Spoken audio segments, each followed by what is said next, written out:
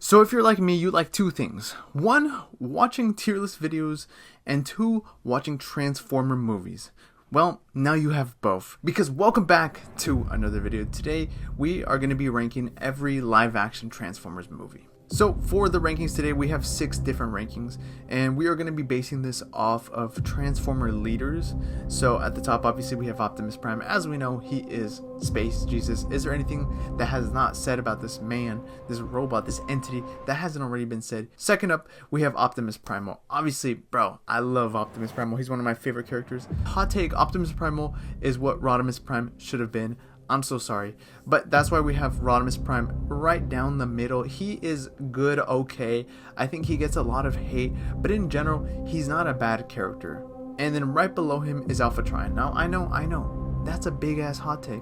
Well, it's also because we don't really have much of Alpha Trion just leading as a whole. He's said to be this great leader, but we don't get much of that in any property. Then right below him is Sentinel Prime. Obviously, Sentinel Prime, garbage character.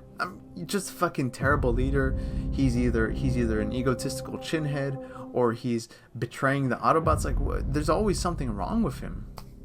And then finally at the bottom is Ultra Magnus. I like Ultra Magnus. I like him a lot, but as a leader, he fucking sucks. Let's get started right at the beginning. Really quick, if you want to stay up to date with film and TV news, my boys and I have a live podcast every single week called The Usual Rejects, where we talk about just that. So go over there, subscribe, chat with us every week. Now, back to the video.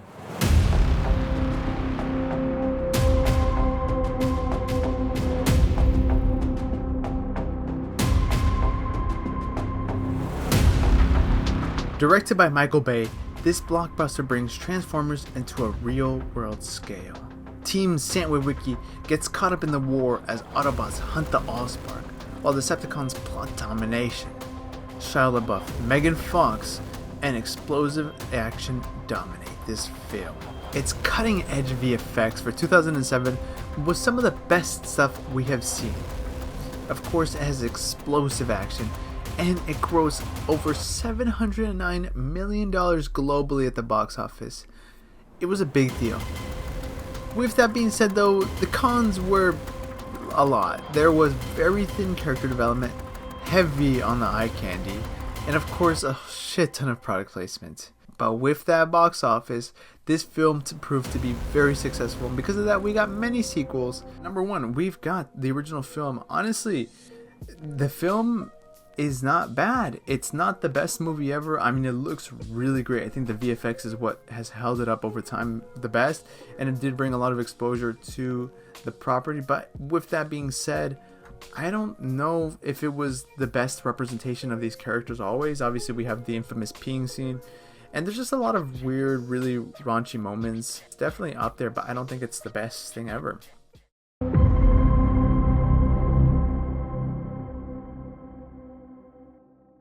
The Fallen returns with a plan to harvest Earth's energy. Familiar faces return with an even bigger scale. So what are the pros though? As with the last film, the visuals were very impressive. Obviously the VFX in these movies are really great, especially in this one. And it maintained a lot of fan appeal, sort of, kind of. But with that being said though, the cons were a lot more than the last film. The plot was very underdeveloped as there was a writer's strike going on the time, so the script wasn't really fully finished, and it's not well received. There was a lot of crude humor, and it was just a very raunchy and crude experience.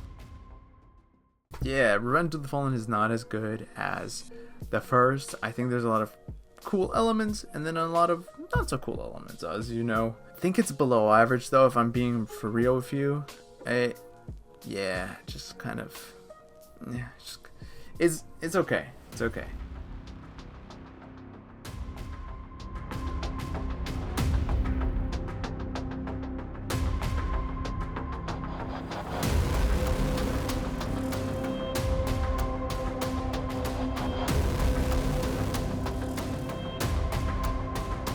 Earth discovers ancient Cybertronian tech on the moon.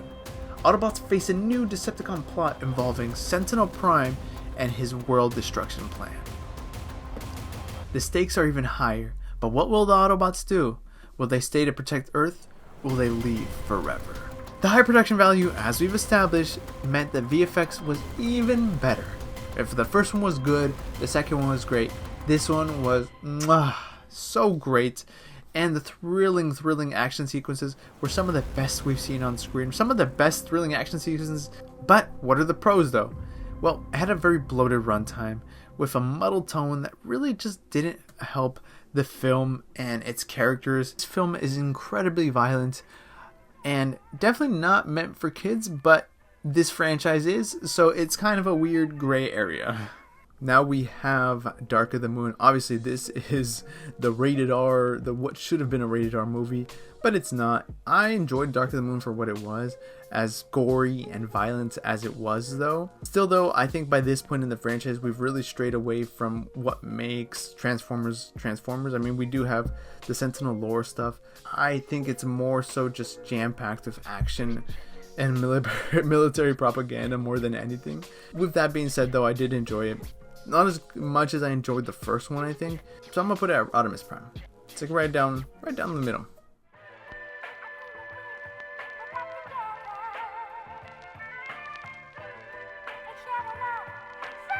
It follows Autobots hunted by a government agency and introduces Dinobots and the hit villain Lockdown.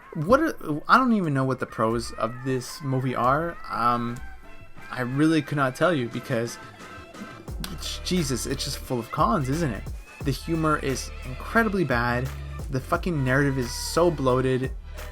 Okay, so this is where the franchise takes a turn for the worse. Now we have Age of Extinction, which honestly, one of the most boring films I've seen. I cannot get myself to watch this film. I remember watching it as a kid and thinking about how boring it was. The designs are bad. I know people like the Optimus Prime design. I personally don't. It's going in Sentinel Prime.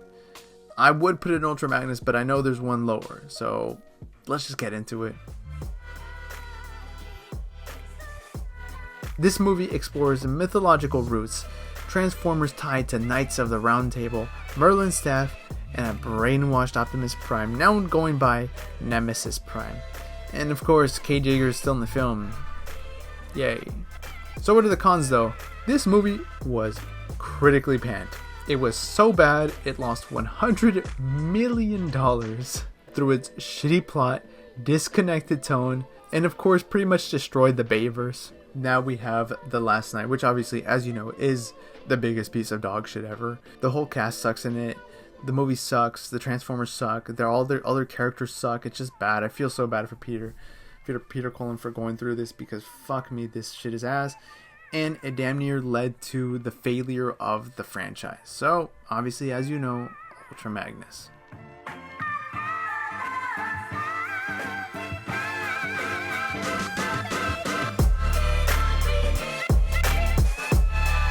This heartfelt spin-off, set in 1987, follows teen Charlie Watson, who befriends Bumblebee, a Volkswagen Beetle shell hiding a damaged Autobot. This team bond really anchors into the small-scale story and really captivated audiences from a different point of view. So what are the pros here? Well, it had a very strong emotional story and narrative. This film was very nice and warm, and it wasn't a big blockbuster. With that being said though, there was a lot of cons. Basically, the fact that this film was a lot smaller scale diverges from Bay's huge blockbuster aesthetics, and because of that, not everybody watched this film. See, now we're back on the come up. And even to this day, I really do enjoy it. It's not an action heavy movie as much as these other ones, but wow, is it really good. I'm gonna put it above the original film, 100%.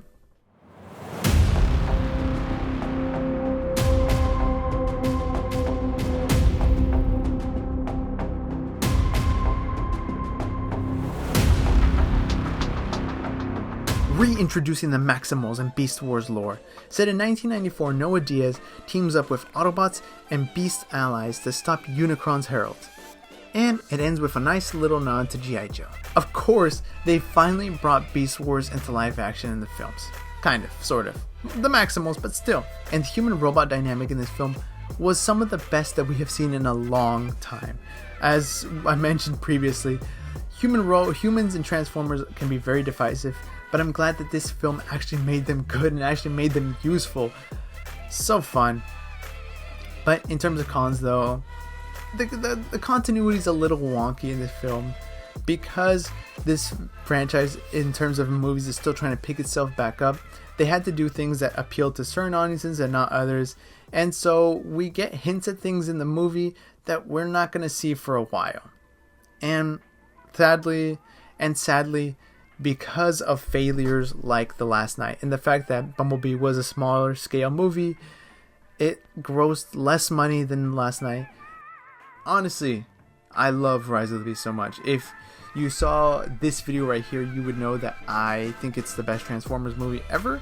That opinion has slightly changed. Even so, I'm gonna put it at Optimus Prime. I think this movie is what Transformers should have been. And yeah, look, I know not everybody likes the fact that it lacks color grading. Not all the VFX are as good, but I think at its core, it is a really great Transformers story. But yeah, this is my ranking. Obviously, it's pretty straightforward. Let me know if you agree with this list. Let me know what you think about the live action movies in general. I want to know all your opinions down in the comments below. And obviously, as per usual, thank you for taking the time out of your day to watch me talk about big ass robots. Until next time, see you, Space Cowboys.